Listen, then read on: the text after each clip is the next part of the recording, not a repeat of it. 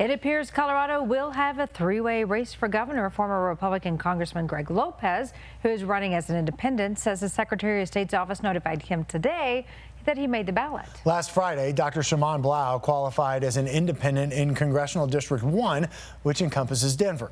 Your political reporter Sean Boyd joins us with a look at the rise in independent candidates this year. So, Sean, I think the question that everyone is asking is, do they have an actual shot at winning in November? But they're definitely underdogs, but don't count them out. For years, Coloradans have been moving away from the two major parties and registering as unaffiliated. This year, with the rise in socialist candidates on the left and MAGA candidates on the right, unaffiliated voters are giving independent candidates serious consideration.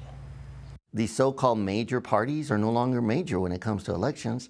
They're minor parties. As the only independent candidate running for governor, Greg Lopez says he represents the largest voting bloc in the state. 51% of Coloradans are unaffiliated, and they're the reason he made the ballot. He needed 8,000 signatures. He says the Secretary of State's office certified nearly 12,000. 44% of them unaffiliated voters. I'm not going to listen to political bosses. I'm not going to listen to the special interest groups.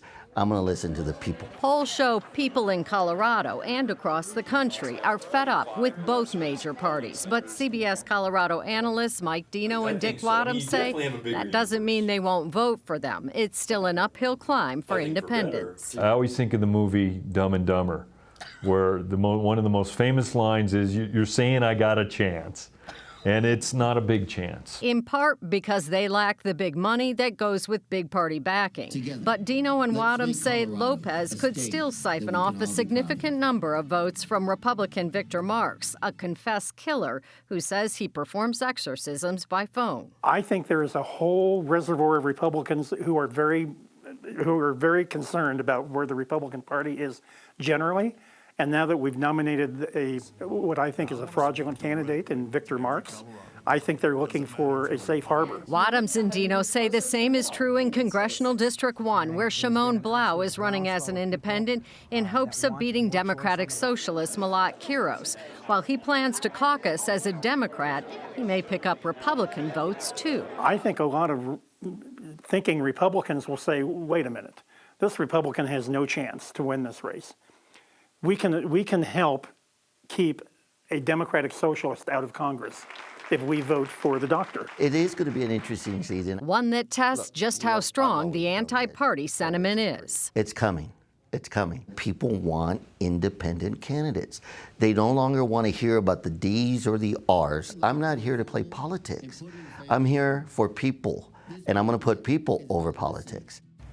Dino and Wadhams say it's only a matter of time before Colorado has open or jungle primaries, where all candidates, regardless of party, are on one ballot and the top two vote getters advance to the general election.